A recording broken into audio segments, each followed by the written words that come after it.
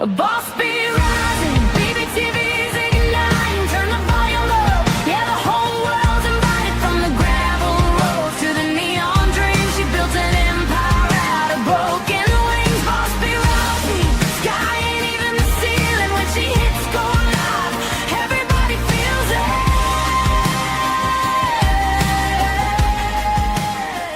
She's the queen of the comeback. What if your best friend isn't toxic, evil, fake, or somebody you want out of your life? What if you love the hell out of her? You'd still answer the phone at 2 in the morning and you fully intend to be sitting beside her when you're both old and complaining about everything. But there's one problem. You cannot keep being friends the way you've been friends. So tonight we're talking about something harder than ending a friendship. We're talking about changing one you actually want to keep. Need advice? Ask a bee.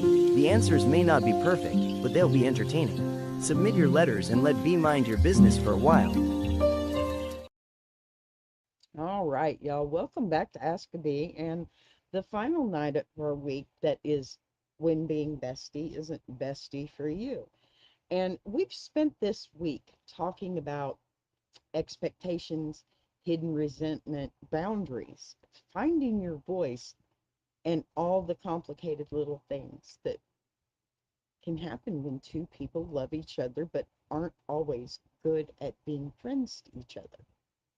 Tonight, we're bringing all of it home with a writer who doesn't want permission to walk away. She just wants to know how the heck you stay. Because, sometimes the answer isn't cutting somebody off, blocking their number, deleting, I don't know, 17 years of pictures. No, dramatically announcing that you've removed negativity from your life. That's not going to get it either. Sometimes you love that fool. You do. Sometimes she's family. Sometimes the friendship is absolutely worth saving. But the current version of it isn't, right? So, what happens when you don't need a friendship breakup? You need a friendship renovation. Maybe we can find out with our letter today. All right, let me scoot on over as usual. Okay. Sorry, y'all. It's still hot in Texas. My Beyonce is flying. It's got the hair going everywhere. And I'll cut all this stuff off, I'm telling you. Then I'll regret it. All right, dear B, I've been listening to people talk about toxic friendships and boundaries. And almost every piece of advice seems to end with some version of walk away. But what if I don't want to walk away? My best friend and I have been through years of life together. She has seen me at my absolute worst and stayed. I've seen her at hers and stayed too. We've laughed until we couldn't breathe, cried together, helped each other through things nobody else fully understands, fought like sisters, made up like sisters, and there goes that word, pardon me, accumulated, I know I still ain't saying it right, accumulated enough inside jokes that half our conversations probably sounded like nonsense to everybody else. Oh, I know those. Me and my bestie know those. I love this woman. Let me make that absolutely clear before anybody tells me to throw the whole best friend away. I don't want another best friend. I want her. But lately, I've had to admit something I didn't want to admit. The way we've been doing friendship isn't working for me anymore. Mm, that kind of sucks. All right. Somewhere over the years, we developed habits that probably made sense when they started, but don't anymore. We became each other's emergency plan for almost everything. Money gets tight, call bestie. Need a ride, call bestie. Need help fixing a problem, call bestie. Need somebody to rearrange their whole day, call bestie. Sometimes that's beautiful because knowing somebody has your back is one of the best parts of having a close friend. Amen. But somewhere along the way, helping each other started turning into expecting each other. The expectations turned into hurt feelings when one of us couldn't deliver. We've loaned each other money, promised things we couldn't always follow through on, and said yes when we should have said no, kept quiet when we should have spoken up, and occasionally kept score, even while insisting nobody was keeping score. The friendship itself still feels real, B. That's what makes this difficult. I don't think our love for each other is the problem. I think we've built some really unhealthy habits on top of something that is actually worth protecting. All right, part three of this one. Now, I finally told her that I think things need to change, and she immediately thought I was ending the friendship. I'm not. Draw a picture of a chef with a dog. Why? The games, Nintendo, well, is it a game? Because that's not what I'm doing here. Draw a picture of a chef with a dog. Okay. Are we celebrating Clifford today? So I'm not. Let's see. I'm trying to prevent us from reaching the point where one of us does end it. I don't want money constantly moving between us. I don't want either of us assuming the other person is available before asking. I don't want that's what best friends do to settle disagreements. We talked about that one already. I don't want us saying we're fine when we're angry and then bringing it up 3 days later. I don't want either of us keeping a secret list of favors we've done for the other. And I don't want setting a boundary to become evidence that somebody doesn't care anymore. But I'm scared, B, because these patterns have been part of our friendship for so long that changing them almost feels like changing the friendship itself. What if she thinks I'm pulling away? What if I hurt her? What if we don't know how to be best friends without constantly rescuing each other? And here's the question that's really keeping me awake. Can you tell somebody I love you, but I can't keep doing friendship this way without them hearing I don't love you anymore? Signed, Bestie needs a software update. I feel that, Bestie. All right. There are perfectly good answers, pardon me, to all these questions, and hopefully I can get to them. Okay. So listen. Um, hmm, wow. What a conundrum. Look, not every unhealthy friendship is an unhealthy friend, if that makes sense. I hope so. A relationship can develop bad patterns, okay, without either person being a villain. Two people can genuinely love each other, have years of loyalty, lots of history, and good memories, right? And still create habits involving money and favors and communication and expectation or rescuing that. Eventually it becomes unhealthy. How do you separate this person is bad for me from this particular way we relate to each other is bad for us, right? I mean, obviously, a writer does not want to destroy this history. Nobody does, right? And if upgrading is what it needs, then by all means, you've got to find it. But we also need to remember that it works both ways.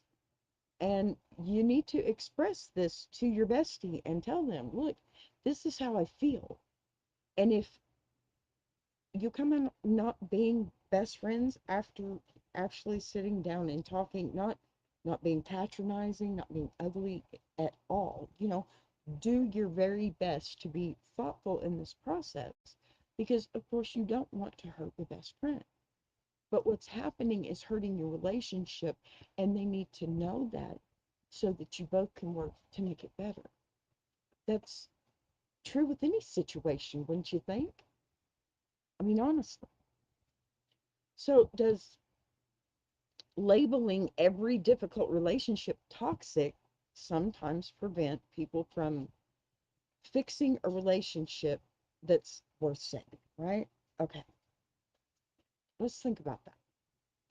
If it's worth saving and both parties are willing, then of course, there's no toxicity in that if both are willing. Now, there may be a moment when you say, hey, look, this is how I feel, and your best friend is going to feel hurt more than likely because that's the first thing they're going to think is you want to, of course, like our writer said, that you probably um, would want to break up, so to speak, right? Break off the friendship. That's not the case here, obviously. But if you don't relay that message while you're saying, hey, this is what I feel, I need you to know I don't want this to cause a problem. I want to fix it. And then say what's wrong. There's nothing wrong with saying that. It doesn't make you weak. It's not confusing. Say what you mean. That's one of the biggest problems with people that are in a relationship that needs change. And every relationship needs change. We know this. You cannot sit stagnant in one position and expect your relationship to grow, or it's eventually just going to go away because there's nothing there for it to live off of, for it to feed off of. If the two of you can't come to a disagreement so you can make an agreement, there's no happy, it's not all rainbows and I don't know, fairy dust. You have to work to have a relationship with anybody, and especially if it's somebody that you've known for a long time. Sure, it can stay that way for a long time, and sure, it probably works then, but not always. And I'm willing to bet your best friend has probably got some things she'd like to change too. And like I said, if she's a good friend, a true friend, then she'll want to work on it with you. Patty friend, there's a true friend right there. Let me tell you. Hi, beautiful. How are you? I'm so happy to see you here. I miss you, doll. I miss you bunches. Doing it every night now. I know it's later for you, and I'm sorry, but I'm so glad to see you, honey. Thank you. Thank you so much. Oh my gosh, I missed you. I kept missing you when I wasn't doing the live, so it's a very, very nice treat. Thank you, ma'am. Now I'm all excited and happy because you know what? You really see who your friends are when you do things like this. Seriously. And like I was just talking about to my son who is um out about around Patty Friend, and Thursday is his birthday, and I'm doing a show all about him. I'm gonna go ahead and put this out there because I'm excited about this show. I've already got it written up. I've got pictures up. I'm just excited. Oh my goodness. In fact, you know what? I'm gonna show you real quick. I have to show you this real quick. Come on, Otto, get up here. Oh, you know who I'm talking to, Patty Friend. Let's see, where'd it go? Where'd it go? Where'd it go? Because I know. There it is. This is the upcoming show for Thursday, if it'll come up. There it is. That's my baby boy, my oldest. I can't wait to have this show. And that is my sweet, sweet daughter-in-law. Love her so much. I was blessed. Amen. Okay, I'll get back to the show. It's only 30 minutes, but I will spend some time talking to my Patty friend no matter what. All right. Let me see if I can find my place in my notes now. Okay. Does labeling every difficult relationship toxic sometimes prevent people from fixing relationships that are actually worth saving? Yes. Yes. And I don't think this situation is toxic at all.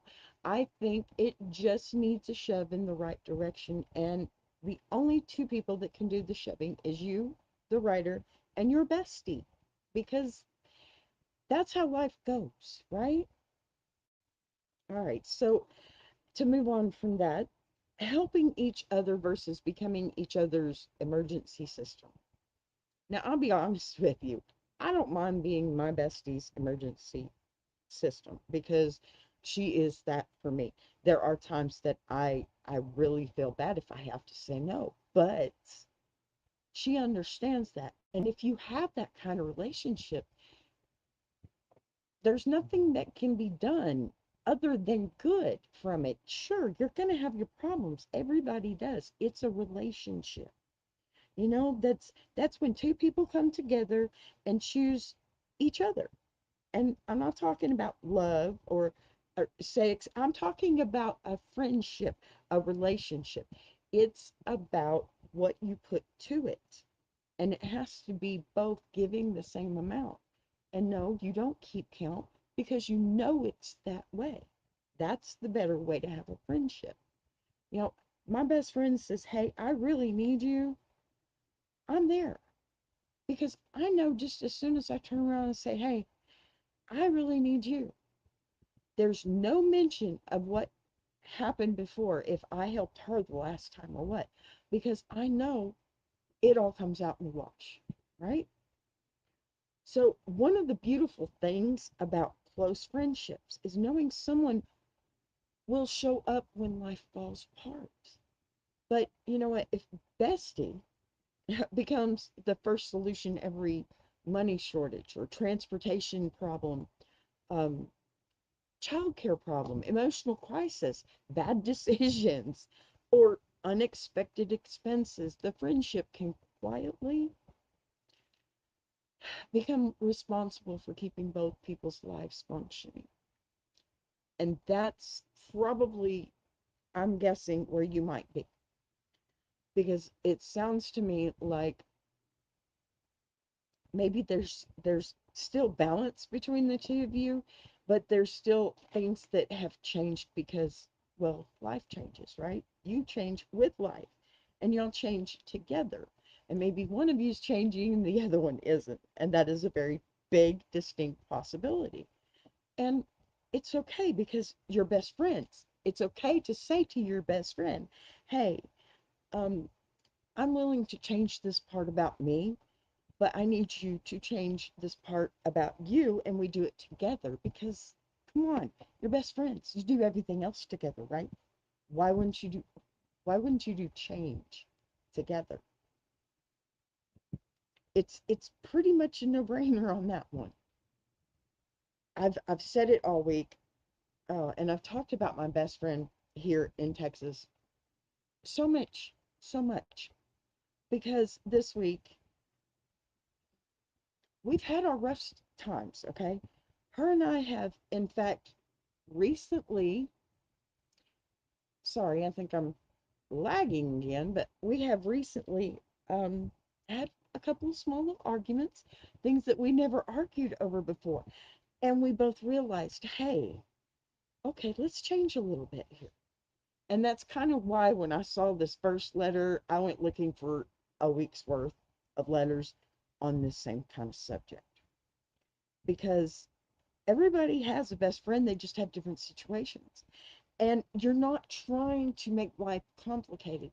You're trying to set it, everything is changing one set of complications for another. There's always going to be complications. You just have to weed those out and figure out what best works for the two of you. Okay. I'm going off on a tangent here because I'm telling you, me and my best friend, we have to sit down and talk every now and then. We have to absolutely, you know what, this hair We have to absolutely sit down and talk about things voluntarily, because if we don't, it festers. In any situation, you should sit down and talk. Don't let it fester, especially with your best friend, especially because, even if you're married and everything, you still have these things that you wouldn't talk about to your spouse. That's what a best friend is for, right? Oh my gosh, I've got a rogue hair, y'all. I don't even know what it is. I'm fixing to pull them all out. But where does mutual support end and unhealthy or dependence begin? Can two friends still have each other's backs without automatically uh, becoming responsible for solving each other's problems? That's a hard one for me, because I am the type of person, and I'll be completely honest with you, I will look for the first person that needs help, and to a fault will try and save them. Yeah. And there are times when some people, okay, not my best friend, I don't ever feel like she has tried to take advantage of me. But I've even had family members. You give an inch and they take a mile. And that's a hard thing to deal with. But yet again, I'm going to say, if you were true friends to begin with, then by all means, this is worth fixing. Okay? Because true friends know how to work together already. That's why they're best friends, right? My best friend and I, we met at a job, an actual job. I'm not going to say who we worked for, because I don't want to go get in any trouble. I'm just trying to see right now. If I had to read, I couldn't. But the thing is, I've known her for probably 15 years, give or take. And when we first met, she was my superior where we were working. Now, my best friend is just like me. We both have had our spouses tell us, now I get it, especially when we're together. Like, we do Instacart, okay? I don't mind telling you about that, but we do Instacart now. She does too. That's what we both do, because it's just easier and nobody breathing down our neck. But the point I'm trying to make, we do these things together. It's never been about her being superior over me, ever, because we've always been equal in our work ethics, right? So when, one of us lags a little bit, the other one's gonna tell me, yes, me. I'm not used to working like this woman. She is a beast. In the heat, no AC in her car, all kinds of stuff, right? This woman is a better woman than me. But sometimes, just like she feels it, we want to knock each other upside the head. But then who would help me hide the bodies, right? Oh my gosh. Yes, bestie adage here, pardon me. Look, you can stop keeping score without ignoring an imbalance. Friendships it's not supposed to be perfect. And it's not going to be divided 50-50 transaction every day. That's not how that works. You may do that if you're making money together, sure, you're going to do it that way, right? But not the friendship, not the intention, not the amount of work you put in, because you're not going to let your bestie do all the work. Or you can be like me and do all the work because your bestie's hurt. That's the way that works. And one of these days when I'm not feeling good and I can't get in my own car and go do what I got to do, bestie will be at my door. All I got to do is call. That's because we've sat down and we've talked about issues that we've had before. That is so important. Communication. I don't know who doesn't preach this, and I don't know anybody that always, every single time communicates. Not every single time. You can't say you have. There's no way. So sometimes one person needs more help and sometimes the other, right? Over years through a serious imbalance, it can create resentment even in someone who never expected repayment, right? How do you acknowledge that one person may have consistently given more, I don't know, without turning years of friendship into an invoice, right? Can somebody say, I can't keep giving at this level without damaging payment for everything they've given? That's the rough part for me. I feel like if I'm saying no, then I'm disappointing my best friend. And I don't ever want to do that. If it's just, I don't feel like it, well, I'm not going to tell them no. If it's actually something, some extenuating circumstance, okay, and I have to say no, here's the thing. My bestie, she knows I won't say no unless I absolutely have to. You and your best friend need to sit and talk. And if you are best friends, that's how that should play out. And if it doesn't right away, give her a minute. It's probably the first time. And that's okay. There's got to be a first for everything, right? So we're not ending it. We're changing the friendship. It may feel like rejection at first. It really will. For both of you, honestly. Because let's face it, it's going to piss her off until she stops and she thinks about it. And then in turn, that's going to piss you off because how could she, right? And then it's a spiral, and then everybody gets calm and it's done. You hope. And if it's not, you weren't that great of friends in the first place. So if two people have spent years showing love through rescuing, lending, problems, or always saying yes, just removing those behaviors can initially feel like somebody stopped caring. I'm not loaning money anymore. Can sound like distrust, right? You don't ever want people to think you don't trust them. Just, you know, I gave you money. You didn't do what you said you were going to do. Now it's a problem. And that's what ends it friendship. That's what'll end it first money. I can't come today can sound like abandonment. Or you need to handle this one yourself. Yeah, you know how that's going to rest on her shoulders. It sounds cold when the old pattern was immediate rescue. Yeah. How do longtime friends learn that a new boundary changes the behavior without necessarily changing the love underneath it? That's probably the $1 million question, if you ask me, because it's going to change it either way.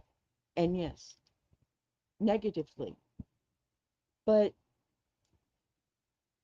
I'm going to keep preaching it. If you guys were good friends to begin with, that shouldn't be a factor. It really shouldn't. Sure, hurt feelings are going to be a factor. That's the one thing there should be. But if you're hurt and you sit down and talk about it, the hurt goes away, right? So I guess the ruling, can you love your bestie and still refuse to keep being besties the old way? Ending a friendship isn't the only possible response when something becomes unhealthy. Sometimes protecting the relationship, okay, means removing money from it, changing expectations, speaking more honestly, allowing each other to say no. It's okay to say no. You need to tell that to each other physically, absolutely say it to each other. It's okay to say no, bestie. You know what? Okay, bestie, it's okay to say no to me too. And if you have to for a while, make that the first sentence that comes out of your mouth.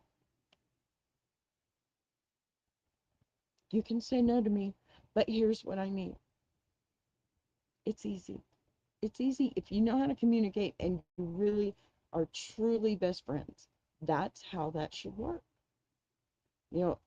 Accepting that neither person is responsible for rescuing the other is going to be hard.